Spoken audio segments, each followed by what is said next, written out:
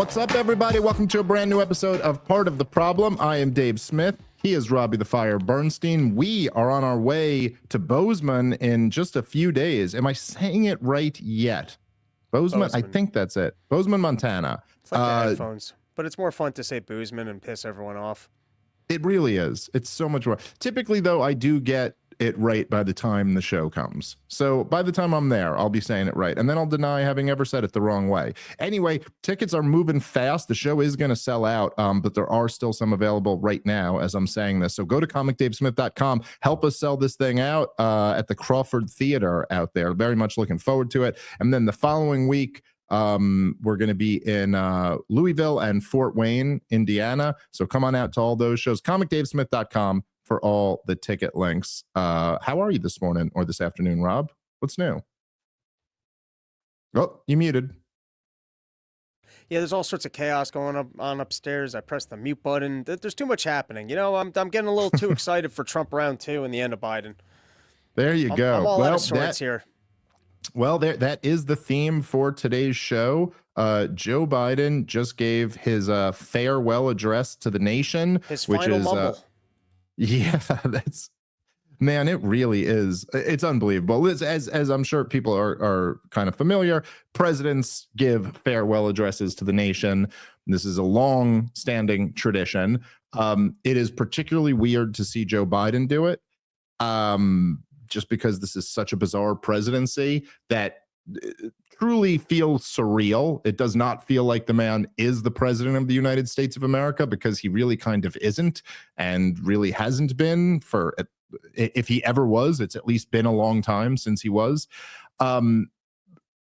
Typically, you know, we could go through this. I don't even know if typically what we do is like the legacy of Joe Biden episode, which is essentially what this is. But I think we're just going to play through his farewell address and kind of discuss some of the I was going to say points he makes, but I don't know if you could actually describe them as points. I don't feel like there's that much that we really have to harp on. We could spend a few minutes of it here. If you're going to talk about the Biden legacy, it's actually much simpler than previous presidents, partly because he was only in for 4 years. And partly because his legacy is pretty straightforward. It's not even Donald Trump, who at the end of his term had only done 4 years. If you were to ask yourself, what is the legacy of Donald Trump? There was so much to talk about. He was the guy who reinvented the way that you could do politics, the first president who didn't have any political or military experience. He was the first president who the corporate media and the deep state were openly hostile to in our lifetimes. There was just so much there. With Joe Biden, it's pretty straightforward. The number one thing in Joe Biden's legacy, whether this should be the case or not, it's just the way things work. It's the way the world works. His number one legacy is being a senile old man who was clearly not competent enough to be president of the United States. But that's just it. Like, it doesn't matter. You know, it's like if me and you, like if I was running late somewhere and I told you I would be there on time and you told me it was really important that I'd be there on time and I'm late and I show up late, and then when I show up late, you go, God fucking damn it, Dave, I've always fucking hated you. You're a piece of shit. I hope bad things happen to your family. You're just a terrible human being. After that, the conversation is just no longer about whether I was late or not, or whether I gave my word I'd be there on time. It's like, okay, now we need to have a new conversation. What the hell was that? You know what I mean? Like, it's just that once you're pooping your pants on national television, policy just isn't the first thing that people are thinking of anymore. The Joe Biden's true legacy is that he was so goddamn senile, and he demonstrated through that the entire corporate media and Hollywood and the political class would just play this game of the emperor's new clothes and pretend that we didn't have a senile man in the White House. Aside from that, his legacy is forcing the goddamn COVID vaccine on as many people as he could while selling it based off lies. It was funding insane proxy wars in Ukraine and in Israel. And it was his disastrous de facto open border policy. You could go ahead and give any thoughts you have, Rob, but to me, it's really that straightforward. We're a few minutes into the show, and I think that's Joe Biden's legacy. There's not that much. We've talked about this for years at this point. I don't know what else there is, but take a stab at it. What else is Joe Biden's legacy? I would add two things to that list, although that's very well said. I would just add the tech censorship and weaponizing the Justice Department. Yes, I think that very good also, point. Particularly, yes, very good point. I think that those are also authoritarian maneuvers that most presidents have not wielded, or at least not to his degree. And on that note, he really is. I know that they're all liars, but there's something about the way that he lies and how bold-faced and aggressive he is, and that sometimes his lies don't even make sense. Like in his farewell speech, he goes, "Hey guys, I've done incredible things. This has been the most successful presidency, but you're all going to die because of global warming." Right. Yeah. We're about to play it. Yes, but that's right. But the seeds that I planted for the future are going to reap massive benefits, and that's the only reason you don't realize quite how great I am. And also, I could have won, but I stepped down to be nice because I know that I couldn't win. But he's just, and then when he starts talking about the tech censorship, and it's the most 1984 Orwellian pitch ever, that the tech companies are out of control and that they're being authoritative and there's too much misinformation, and that's why government needs to control them. Hold your thoughts on the speech because we'll get into that, but you're absolutely right. I mean, literally, that's my exact take on that. I would say we're going to play Joe Biden's farewell address here. We might skip around a little bit. We'll start it from the beginning. But I will say this, I didn't watch the entire thing. I got to the point that you're talking about, though. Interestingly enough, he ends up invoking Dwight D. Eisenhower in the speech. I swear my first thought as I was watching the first few minutes of it was just, I remember talking about this when I had Tucker Carlson on the show. But if you go, I'd highly recommend, by the way, to everybody, go watch Dwight D. Eisenhower's farewell address to the nation. It's very interesting. Number one, he is, I believe he coins the term the military-industrial complex in that speech. This was not a term that was used in popular discourse.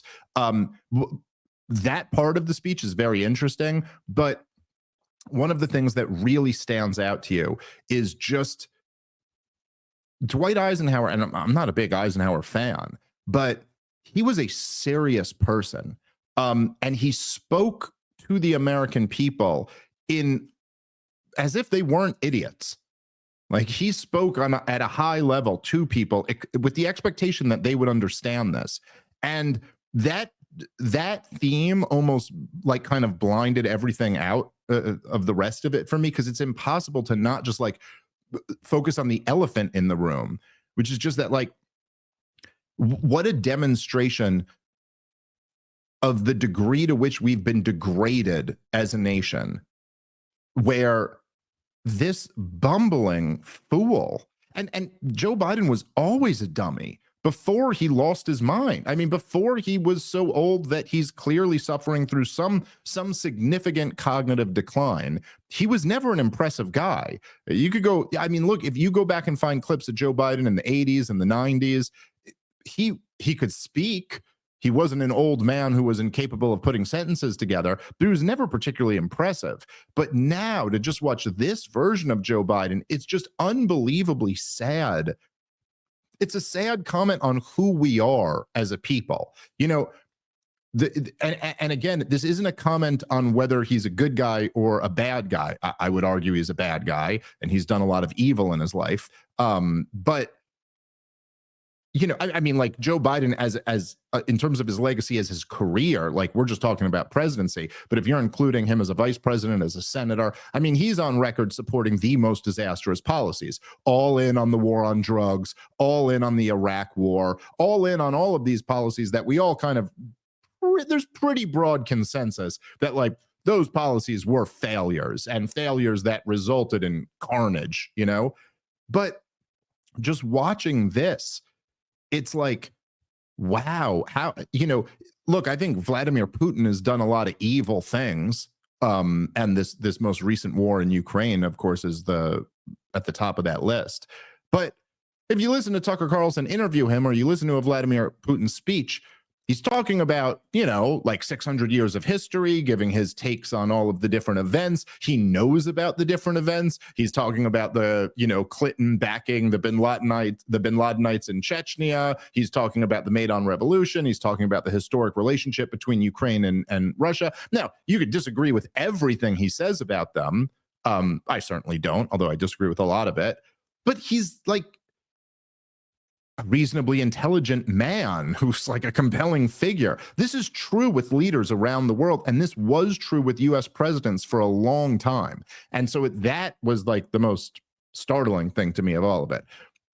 By the way, I would say from the portion that I watched, he managed to not flub up too bad. Like, I don't think, this was one of the better Bidens we've seen over the years. Yes, that's right. So at least we could give him some credit for that. Grading on a Joe Biden curve, he got a "didn't poop your pants" was his score on this one. All right, let's start playing it, and we can go through some of this. I'm speaking to you tonight from the Oval Office. Before I begin, let me speak to important news from earlier today. After 8 months of nonstop negotiation, by my administration, a ceasefire and a hostage deal has been reached by Israel and Hamas, the elements of which I laid out in great detail in May of this year. This plan was developed and negotiated by my team and will be largely implemented by the incoming administration. That's why I told my team to keep the incoming administration fully informed. All right, let's pause it here already, because it's working together. It's so obviously he's got to try to take credit for this, but it sure is interesting that you had this deal in May and it's only now being agreed to. And it only coincidentally happened right after Trump's envoy went there and put pressure on the Israeli government. So again, for Joe Biden to try to say, oh, well, we worked out these deals. There's nothing to the deal was accepted by Hamas back then in May. They were willing to do it. The impediment was Israel. And so the question wasn't like fine tuning the deal. The question was, can you get any pressure on Israel? Now, again, this is still all wide open. We have no idea whether this is ultimately going to be a good thing or what's going to come from this. But Biden trying to take credit for it is just, it's sad. There's just I watched that and I think he still got it. Yeah, right. Taking credit for other people's work, that's politicking at its best. Yeah, well, there you go. But it is just like, obviously on the face of it, it's like, well, okay, but so then why is the deal being agreed to now?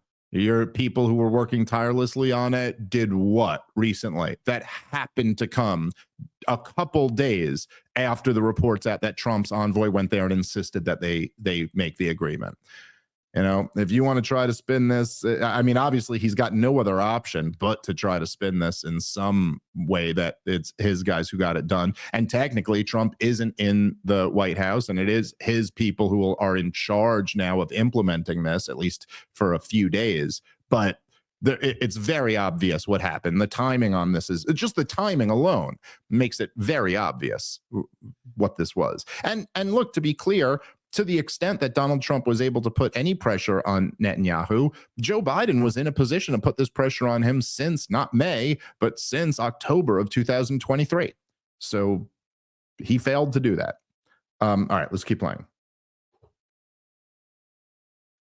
As Americans, this will be my final address to you from the American people from the Oval Office, from this desk as president.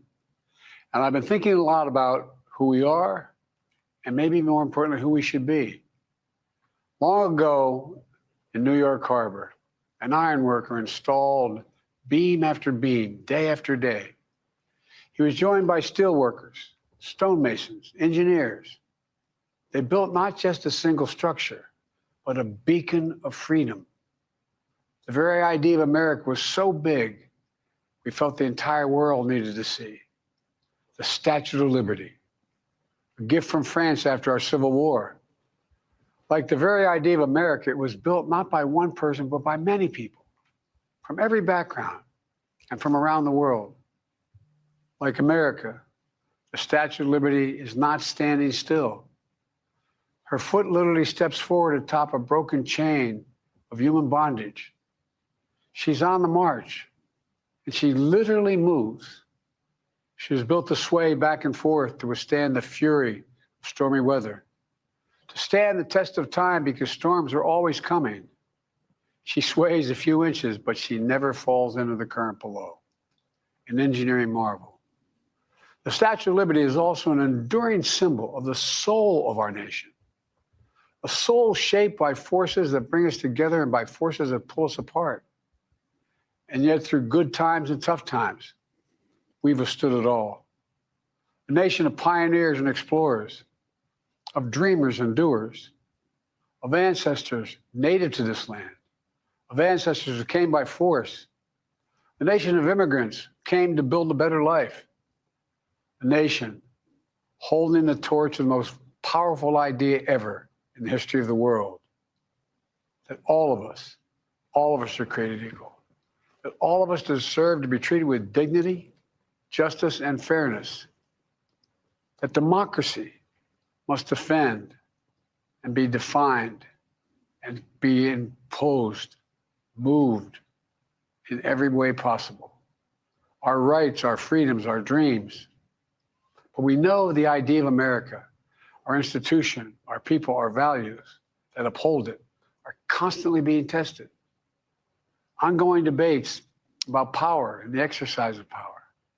But whether we lead by the example of our power or the power of our example, whether we show the courage to stand up to the abuse of power or we yield to it. After 50 years at the center of all you of could this, just pause it right there. I swear to God, so much of this stuff is designed to make dumb people think you're saying something smart. You know, like if you just don't know, I guess he's saying stuff, but all of that could be reduced to nothingness. I mean, just empty, feel-goody nothing, you know? But, all right. All right, guys, let's take a moment and thank our sponsor for today's show, which is Kalshi. Are you happy with who won the presidential election or how many seats the Democrats or Republicans took? Well, there's finally a legal way to bet on the outcome of the next election, a platform called Kalshi. Kalshi is the first legal exchange where you can trade or bet on any event, including, but not limited to, elections. Kalshi went to court and won legal approval for election betting for the first time in over 100 years. They have markets on who will win the presidential election, who will control the House and the Senate, who will win swing states, and more. Kalshi is already being used by hundreds of thousands of people and has facilitated close to $1 billion worth of trades. For example, and this one I love, right now, Trump making fun of Kamala at his inauguration is trading about 50-50. So you could double your money on that if you got a strong inclination as to what he's going to do. And let's be honest, that's a fun one to put some money down on. So put your money where your mouth is. Give Kalshi a try. Sign up using our link, kalshi.com/Dave. And the first 500 traders who deposit $100 will get a free $20 credit. That's Kalshi, KALSHI.com/Dave to get that free $20 credit. Thanks to Kalshi for sponsoring today's show. Let's get back into it. I should start giving speeches this way. A building was built, brick by brick, up into the air, and people look at it. Yeah. It wasn't just about what it was about what it wasn't, what it symbolized, what it meant. Sure, we can thrive through good times, but can we thrive through suffering? Like, you know, like none of it means anything, but okay. Anyway, let's keep playing. Kamala Harris is writer to this piece. It's a team effort.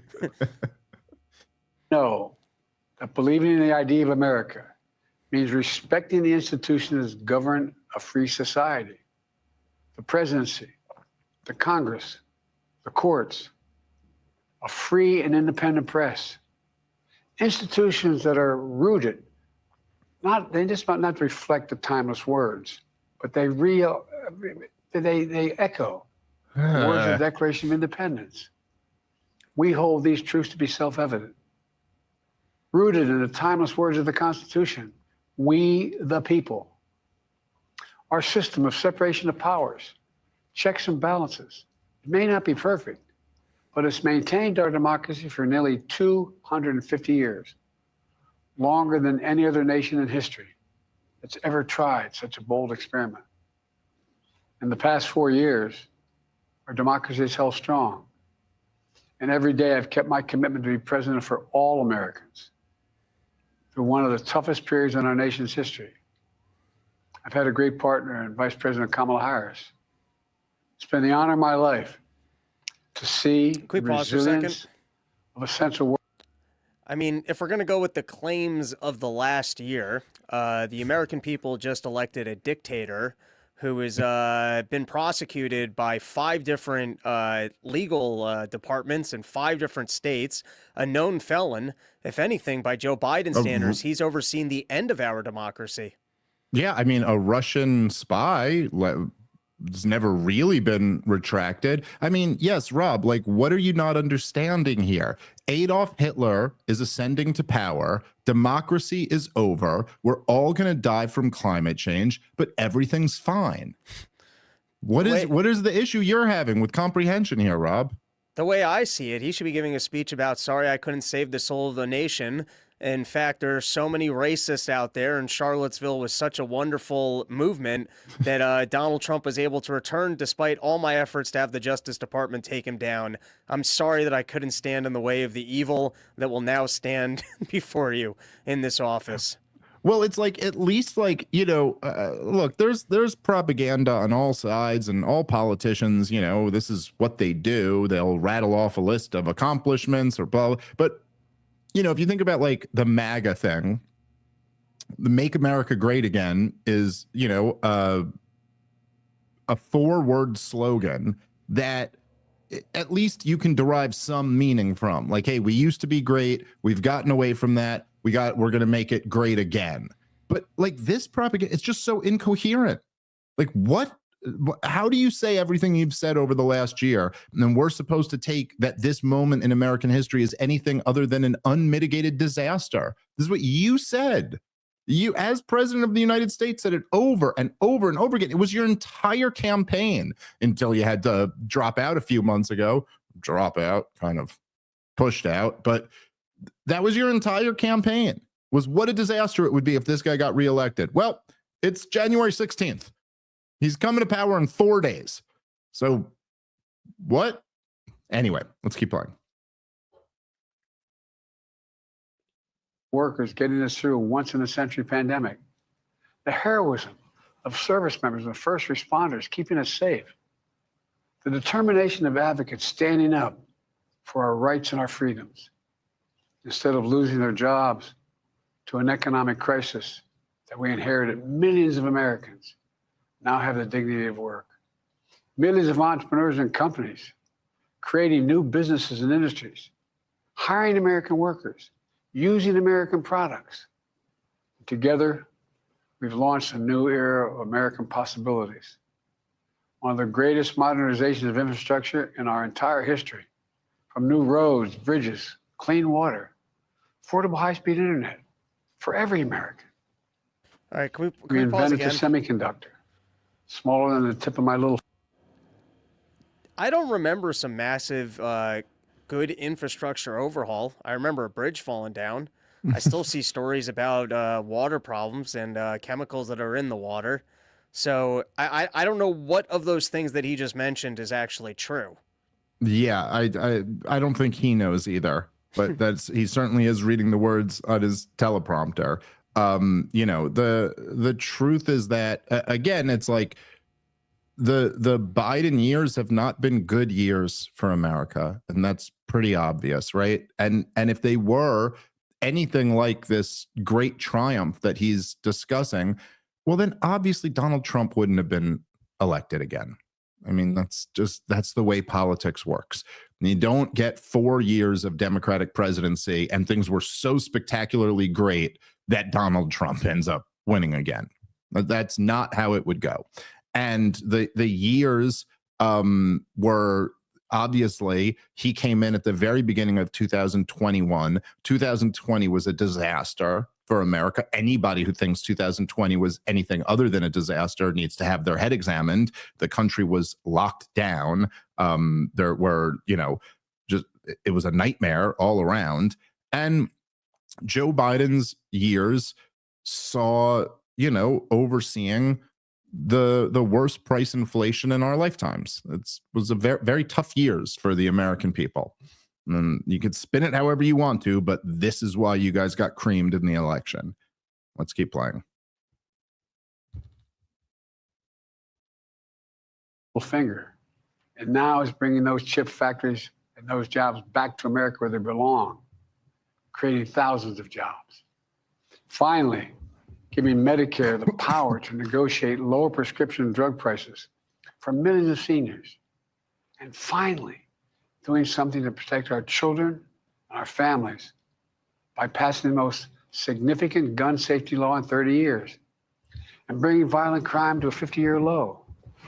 Meeting our sacred obligation to over 1 million veterans so far who are exposed to toxic materials, and to their families, providing medical care and education benefits and more for their families. It will take time to feel the full impact of all we've done together. But the seeds are planted, and they'll grow and they'll bloom for decades to come. At home, we've created nearly 17 million new jobs, more than any other single. Or more accurately, the windmills that I put money into will stand there and decay in the ocean. Yeah. It's a fun claim. You can make those claims if you do austerity measures and things are tight. You start rolling back government entitlement programs. You jack up the interest rates. You could turn to people and go, listen, I know it's been a rough couple of years, but we just laid the foundation for an American economic boom. But when you spent like you did, you had wars that I don't know what benefits are going to come from them. What are the seeds of all the immigrants that came over the border? Are those seeds? All of these people? Yeah, it's all just seeds. Yeah, everything. Well, it's a good point that you make, because even by like Keynesian economic doctrine, right? Like the years of high spending you're supposed to be doing for a short-term boom.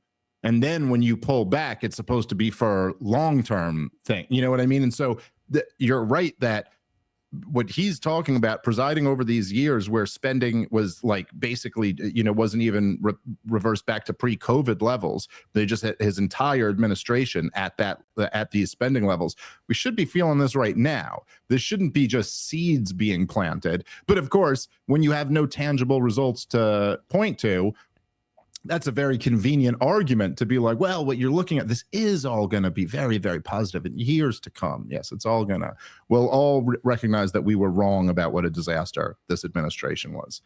All right, let's keep playing. And he goes on to lie more. I interrupted you in the middle of a jobs claim. Oh, yes. Which, what? I mean, we should address that too. It is funny to say like, oh, we've created 17 million jobs. It's like, yeah, like, coming off locking down the country, when the lockdowns ended, people did go back to work. But for Joe Biden to claim credit for that, especially when the Democrats were the champions of the lockdowns, and actually their biggest criticism of Donald Trump was that he didn't lock down enough or hard enough or fast enough or for long enough, that is a pretty wild thing to claim. But yeah, well, look at that. If I shut down the economy and I don't have to be criticized for any of the jobs I destroyed, but then I reopen the economy and I just get to take credit for all the jobs that I created. And yeah, that's a fun game, isn't it?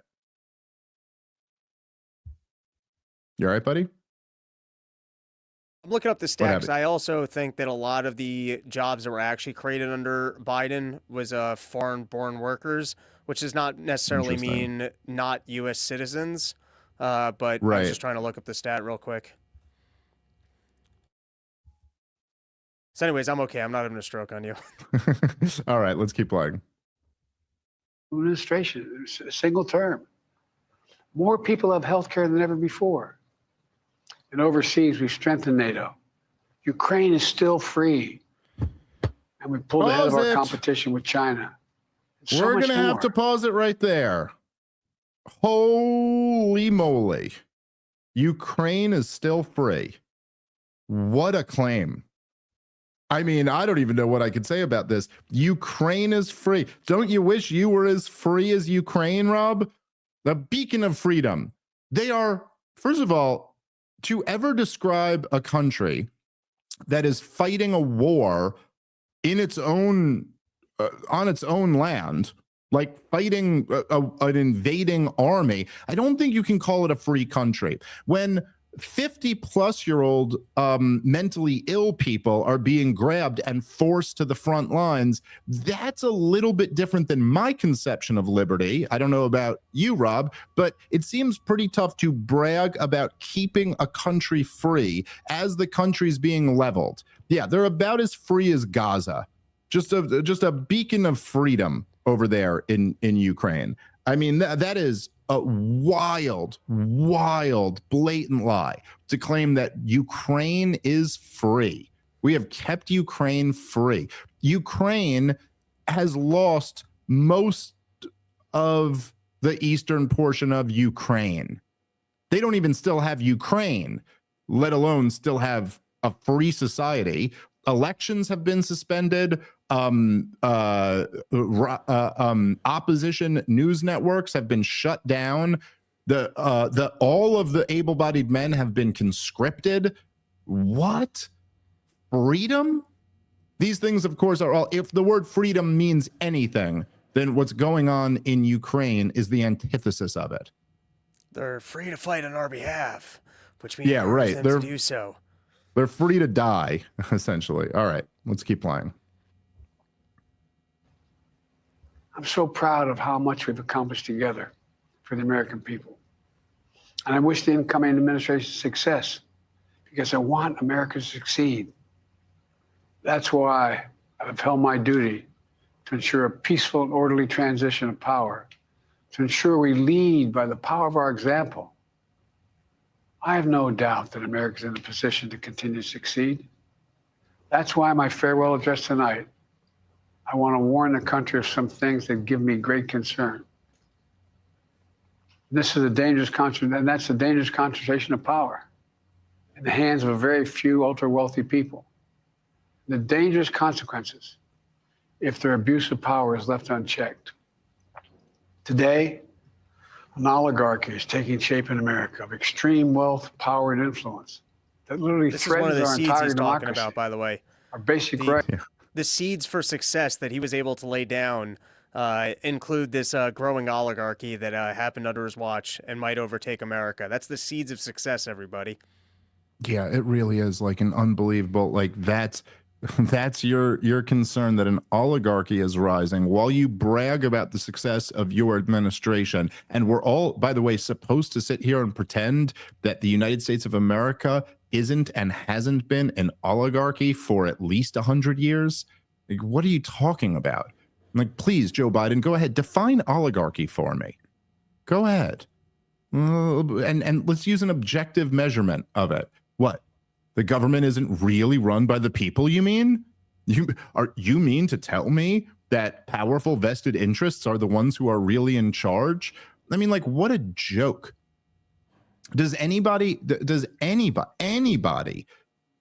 with a functioning brain, so we're excluding Joe Biden now, does anybody actually believe that, like, the George W. Bush and Barack Obama bailed out the big banks because that's what's in our interest?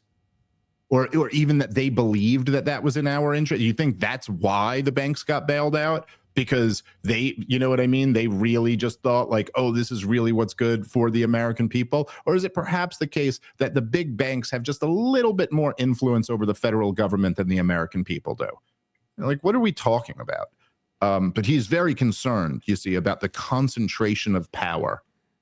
Yes, that's always been Washington, D.C.'s number one concern, Rob. They just hate concentrated power there in D.C. That's what Joe Biden's always against. Too much power being concentrated in one area. That's what the president has a real issue with. All right, let's keep playing.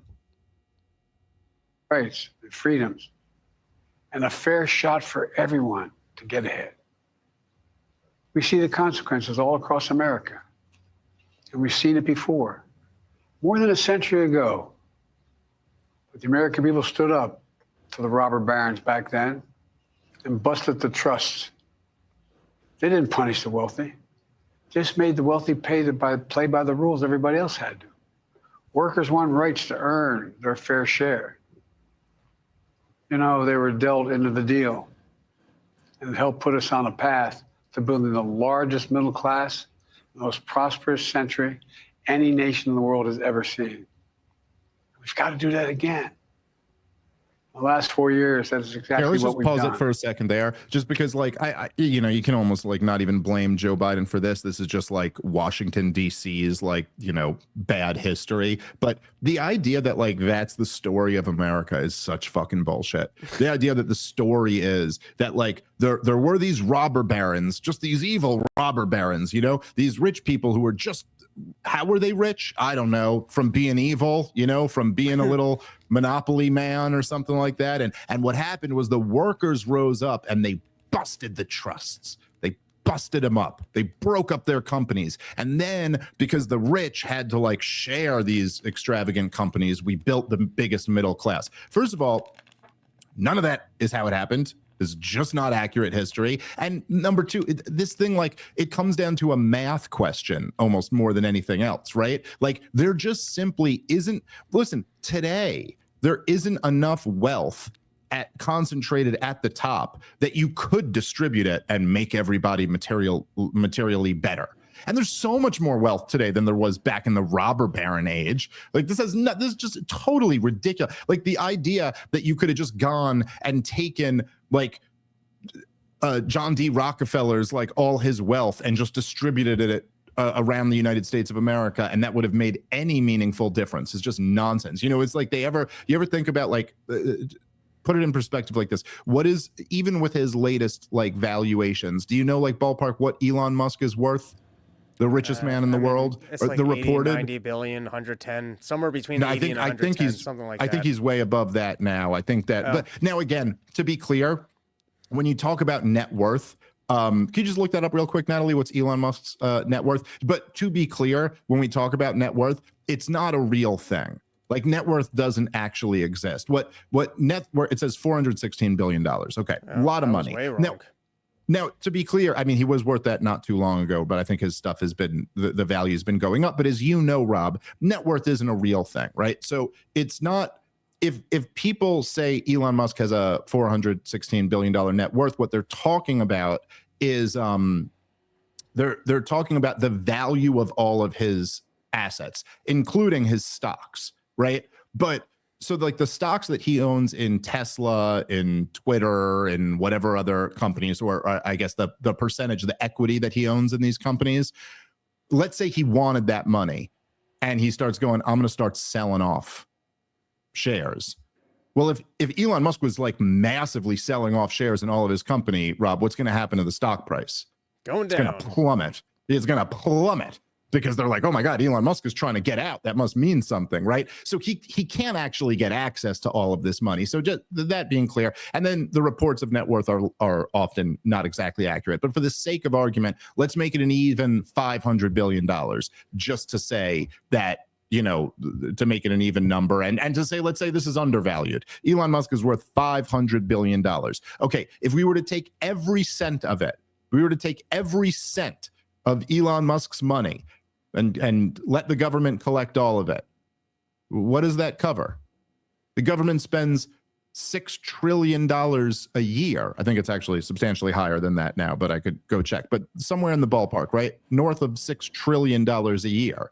So that is a 1/12 of 1 year of what our federal government spends. If we cut $500 billion from the budget, there would not be drastic changes in this country. I mean, it'd be a very positive step. But I'm just saying, like, you're not even covering a quarter of 1 year of what our federal government spends with all this money. So anyway, this is not, by the way, you can look all of this up. Tom DiLorenzo is actually done really, really great work on this stuff. But if you go look at, say, the robber barons, like, Standard Oil was John D. Rockefeller's company, right? Well, John D. Rockefeller built Standard Oil, and it created the kerosene lamps. Regular people now could see after the sun went down and could read a book. I mean, like, the things that were not possible to do before that, now regular people could do. It also saved the whales. People don't like to talk about this, but they used to kill whales to get whale blubber to burn lanterns. If you could imagine, trying to get whale blubber in 1870 was rather expensive. And now people could, for very reasonably priced, have an oil lamp, and like this really improved the standard of living for regular people. But when they broke up Standard Oil, it had already fallen from being like 90-something% of the market share of oil refining to being down to in the 70s. It was already coming down. There was already other competition. The truth about America is that from the end of the Civil War, from 1865 until 1913, we had no central bank, no income tax, no federal regulation, barely any federal spending, essentially the biggest experiment in human history in free market laissez-faire capitalism. And that's what created the biggest middle class. That's what led to the century of American dominance, okay? Not busting trusts. And I would challenge anyone, if they think they can make an argument that the wealth that was created in the United States of America was a result, I'll take the argument that it was a result of our free market policies, and you take the argument that it was a result of busting trusts. You explain to me how that created all the wealth in this country. I mean, there's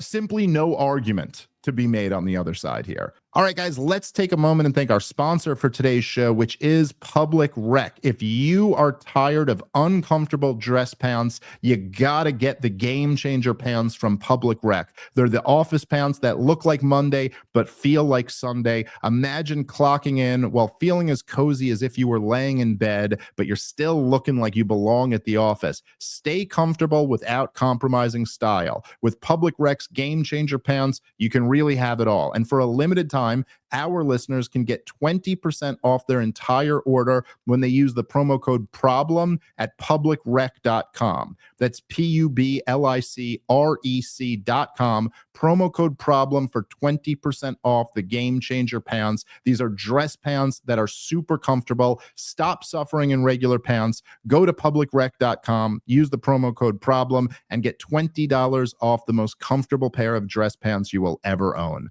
All right, let's get back into the show. So Joe Biden's but of course they have to spin this narrative as like it was government action that created all of this wealth. That's really what it was. Government breaking up big companies. That's why everyone got rich. Anyway, let's keep playing. People should be able to make as much as they can, but play by the same rules. Pay their fair share of taxes. So much is at stake. All right, let's pause it for a second here, because this is the old Democratic progressive nonsense talking point. You know what's interesting? For all the time that they'll say this, Rob, that people have to pay their fair share. You know what question they'll never answer? What's the fair share? What is it? What is the fair share? Like, I make pretty good money. What's my fair share? I pay a lot of money in taxes. I paid more money in taxes this year than I made in my first decade of stand-up comedy. It's a fact. I paid more money this year than I made in a decade. And the only reason I make money now is because I put that decade in. I paid more this year than I made it. Is that fair? What's fair? 40% of my income, 50%, 60%, 70%. You want to always invoke your fair share, but you never want to say what it is. Isn't that pretty ridiculous? And oh, by the way, it's always more. It's always whatever it is. If we raise taxes on the rich, their fair share is more than what we just raised it to. The truth is that the federal government, as an apparatus, is in the business of transferring wealth from the working class and middle class to the ultra rich. And we could go through a million different policies in the way they do that. By the way, price inflation is one of the most effective ways to transfer wealth from working and poor people to super rich people. Because what do you think happens to them? Super rich people, they own stuff. And when everything's getting more and more expensive, that includes the stuff they own. What they own is getting more expensive. The value of their stocks and their homes and their all assets are going up. If assets and commodities are going up, the super rich are making their money.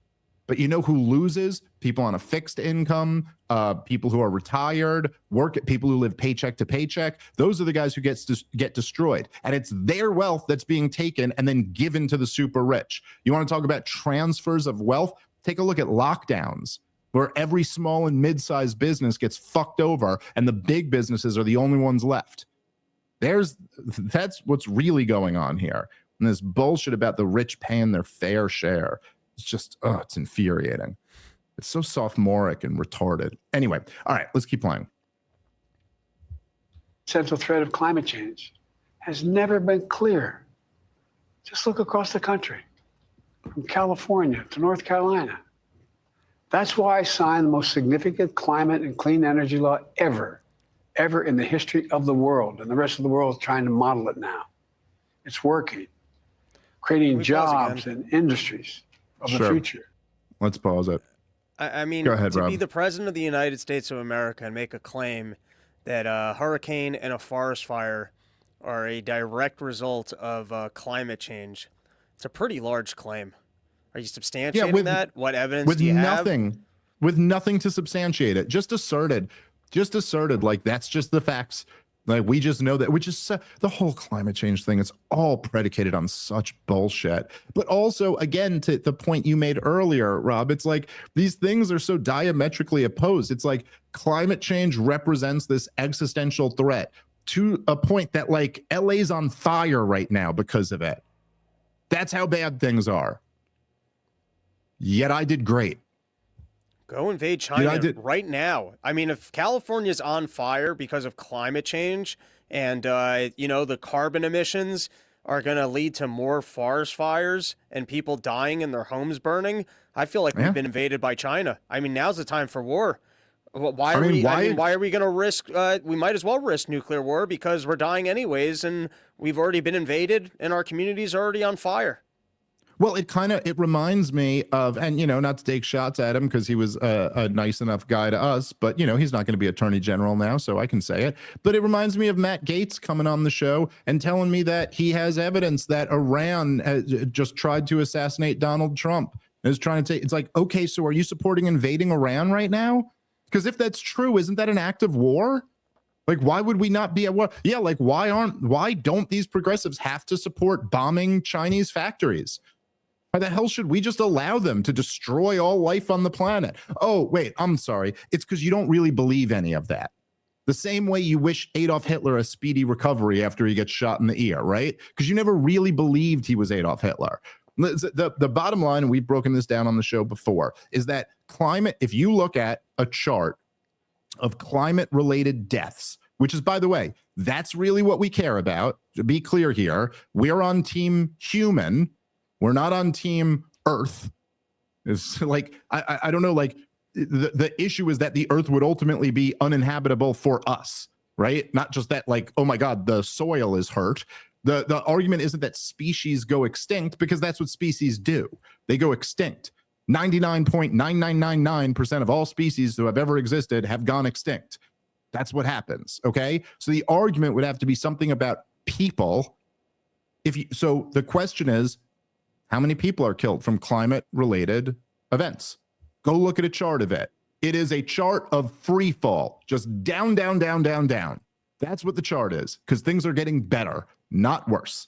All the climate change shit, it's all such nonsense hysteria. And if you get rid of the electricity, good luck combating the environment and having more humans survive. Yeah.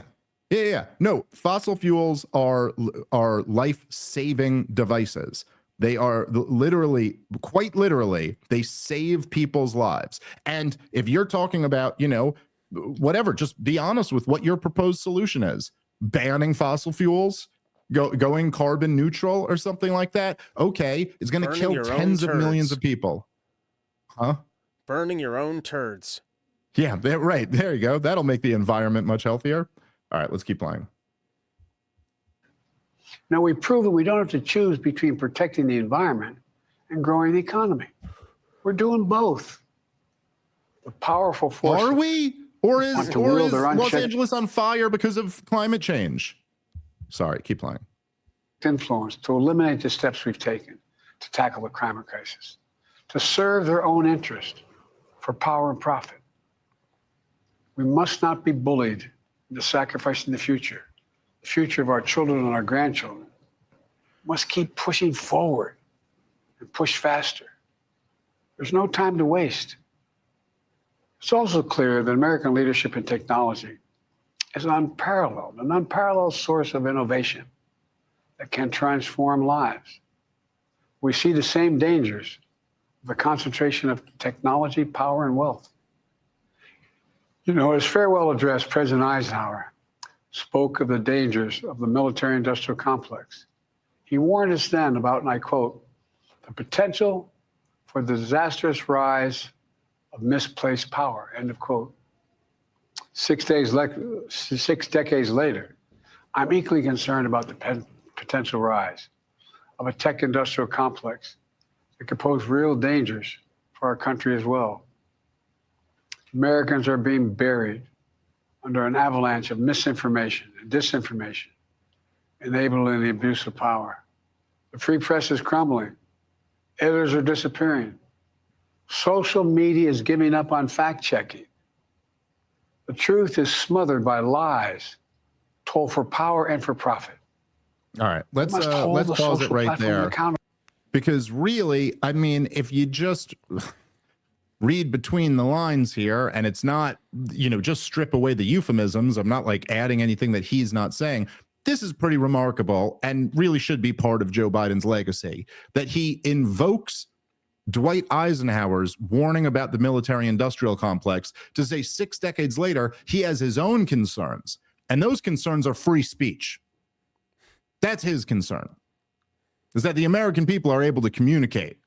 That's the real threat. By the way, you know, he brings up Dwight D. Eisenhower in invoking the military-industrial complex, seems to kind of imply that he was correct to be concerned about that. 6 decades later, how's that doing? How's that military-industrial complex that Dwight D. Eisenhower warned us about? You got anything to say on that? Oh, no, you don't, because you're their best friend. But no, you're concerned now. And by the way, just to be clear, I mean, it should be said that it's kind of remarkable. I mean, he doesn't mention him by name, but who has he been talking about this whole time? He's clearly referring to Elon Musk, right? He's talking about oligarchy, wealth being concentrated, tech control being concentrated. But here's the thing. Tech control is not any more concentrated or any less concentrated, whether Jack Dorsey owns Twitter or Elon Musk owns Twitter. Mark Zuckerberg still owns Meta. It's still the same. Oh, no. Your problem is just that they're not silencing people anymore. And I don't know. I mean, we've made the point too many times to stop, but it's such a bullshit, like, cop-out that they get to say the problem is misinformation, because you don't actually have a problem with misinformation. Look, the first year and a half of Joe Biden's administration was his signature issue, which he himself would have admitted, was getting the vaccine in as many people's arms as he could. And in order to get people to take the vaccine, aside from, look, a lot of the ways that he wanted to force people, he had that OSHA mandate, was totally unconstitutional and got struck down by the Supreme Court for being so blatantly unconstitutional. That's not what OSHA is. That's not what they're there to do. But how did he try to get people to take the vaccine? By blatantly saying that if you took the vaccine, you couldn't get COVID and you couldn't transmit COVID.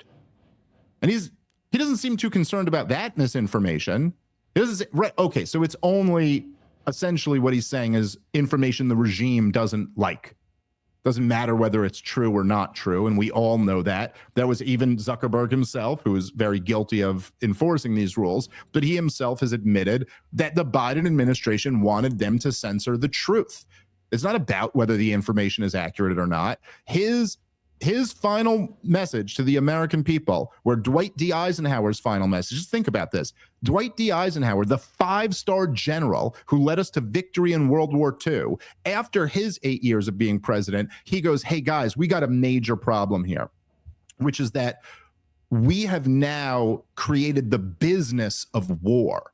And there's now this huge industry that stands to have enormous gains if we fight wars. And we got to look out for that because, man, incentives matter. And if these people stand to make hundreds of billions of dollars off mass murder campaigns, then they might start pushing us toward mass murder campaigns. Now, these are my words, not Dwight Eisenhower's, and granted, he said it slightly more eloquently than me, but that was the message that he was giving, okay? However you feel about Eisenhower, again, not a big fan, but that's powerful stuff and something worth a president telling the American people in his farewell address to them. Joe Biden is sitting here and saying, you know, we don't have a monopoly on information anymore, and now these people have free speech, and they could say stuff that's against our interests. That's his final message. In many ways, kind of a perfect parting message for the Joe Biden legacy. All right, guys, let's take a moment and thank our sponsor for today's show, which is Monetary Metals. We love this company. Monetary Metals has really revolutionized the precious metal space. If you own gold, you've probably been happy to see the prices hitting new all-time highs this year, but your gold can do more than just sit there waiting for the price to go up. Now, thanks to Monetary Metals, it can generate passive income for you. With Monetary Metals, you can earn up to 5% interest on your gold and silver, paid in more ounces of gold and silver. And accredited investors can even achieve double-digit returns in their bond offerings. All interest payments are made in ounces of gold and silver stored in your account free of charge. Whether your metal is gathering dust at home or costing you annual storage fees, it's time to stop paying to own gold and start getting paid to own it and put it to work with Monetary-Metals. Check them out at monetary-metals.com to learn more about how you can start growing your wealth in ounces today. All right, let's get back into the show. Any thoughts on any of this, Rob? As I said at the top, I thought this was the most egregious lie of the bunch. And that it's straight up just 1982 doublespeak of the powerful 84. are gaining control. 1984. I never actually read it, but you know, people Good know book. what I'm referencing. But anyways, back to my otherwise brilliant point based on works I've never read. He's clearly lying here, and he's saying that the powerful are using misinformation, and he's describing what government was doing, which was removing true information so that on behalf of the powerful, they could get you to take vaccines, they could get you to support wars, they could get you not to criticize Israel. So he's really describing the eroding of the power of the elites to lie to you and to give you misinformation. But, you know, as I said, it's the most egregious lie I think he told through this whole speech. Yes, I completely agree. All right, let's keep playing a little bit more, and then we're going to wrap up soon. To protect our children, our families, and our very democracy from the abuse of power. Meanwhile, artificial intelligence is the most consequential technology of our time, perhaps of all time. Nothing offers more profound possibilities and risks for our economy and our security, our society, for humanity. Artificial intelligence even has the potential to help us answer my call to end cancer as we know it. But unless safeguards are in place, AI could spawn new threats to our rights, our way of life, to our privacy, how we work, and how we protect our nation. We must make sure AI is safe and trustworthy and good for all humankind. In the age of AI, it's more important than ever that the people must govern. And as the land of liberty, America, not China, must lead the world in the development of AI. You know, in the years ahead, it's going to be up to the president, the presidency, the Congress, the courts, the free press, and the American people to confront these powerful forces. We must reform the tax code, not by giving the biggest tax cuts to billionaires, but by making them begin to pay their fair share. We need to get dark money. That's that hidden funding behind too many campaigns contributions. We need to get it out of our politics. We need to enact an 18-year time limit, time and term, for the strongest ethics reforms for our Supreme Court. We need to ban members of Congress from trading stock while they're in the Congress. We need to amend the Constitution to make clear that no president is immune from crimes that he or she commits while in office. The president's power is not limited. It's not absolute. It shouldn't be. And in a democracy, amidst all the horse shit, I agree with his last two things. People in Congress should not be allowed to, actually anyone in government probably shouldn't be allowed to trade stocks. And I also think, yes, you should be allowed to be prosecuted for crimes that you've committed while president. And let's start with George Bush and or any wars. Actually, I think across the board, wars are supposed to go through Congress. So any missions that have been done abroad, I guess all these guys are criminals. Let's go after all of them. Let's start with Joe Biden. Like, okay. I mean, look, it's not even that I disagree with what he said there, but there is something mighty convenient about, as you're leaving office in 4 days, talking about how the president shouldn't have that much power. You never said that through your 4 years. You're saying that on behalf of the next guy. He shouldn't have that much power. Yes, well, after you lose, and you know what I mean, you get just absolutely blown out by Donald Trump. Their White House's internal polling showed Donald Trump was going to take 400 electoral votes against Biden. Yeah, at that point, you go, hey, that guy who just cleaned my clock, he shouldn't have that much power. Where was this when you were trying to pass your OSHA mandate? Or you're trying to say that every single midsize and above business has to either vaccinate or fire their entire workforce? Whoever said the president has that power? Since when does the president have the power to decide that businesses have to force a medical intervention on their employees? Well, okay, the Supreme Court said it's wildly unconstitutional that you would even claim to have that power, but you tried to. So who exactly is Joe Biden to talk about the power of the presidency? He had absolutely no respect for it his entire time. And you know, again, you could also include Joe Biden's 8 years as vice president into this under Barack Obama, in which he launched wars in Libya, in Syria, in Yemen, in well, I guess Somalia was going since W. So, okay, fine. He just continued that one. Where exactly does the Constitution give the president these war-making authorities?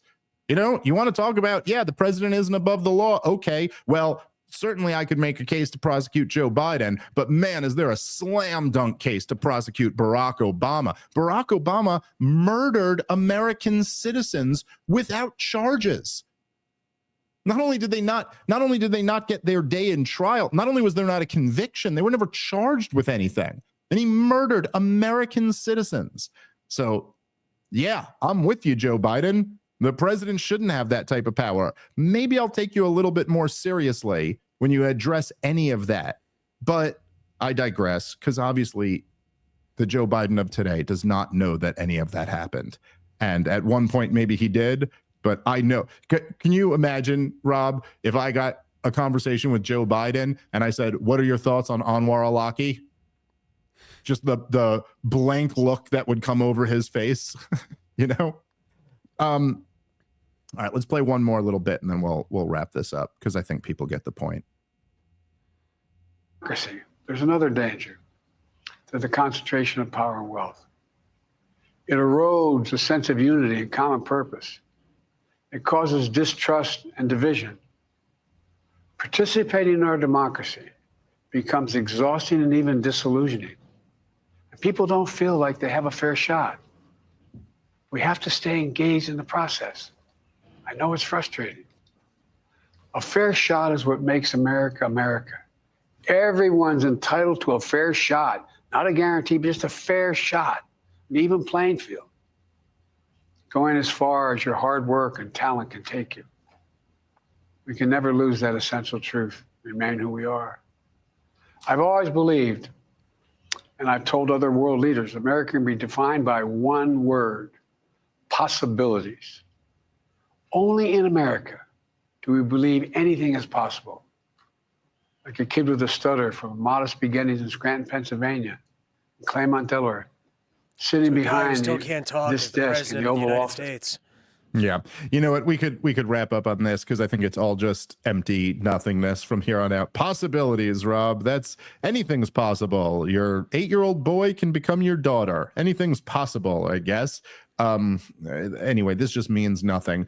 Yeah, look, I mean, this speech is in many ways a good encapsulation of the legacy of Joe Biden. Incoherent, nonsense, stuttering, clearly has no idea what he's talking about, and then just blatantly lying while he advocates for more tyrannical policies. Here, I'll sum up the legacy of Joe Biden like this. He kept us as free as Ukraine. There you go. Good job, President Biden. All right, we're going to wrap up on that. Come see us in Boozman, Montana. Guys, we'll be there in a couple days. ComicDaveSmith.com for tickets. Catch you next time. Peace.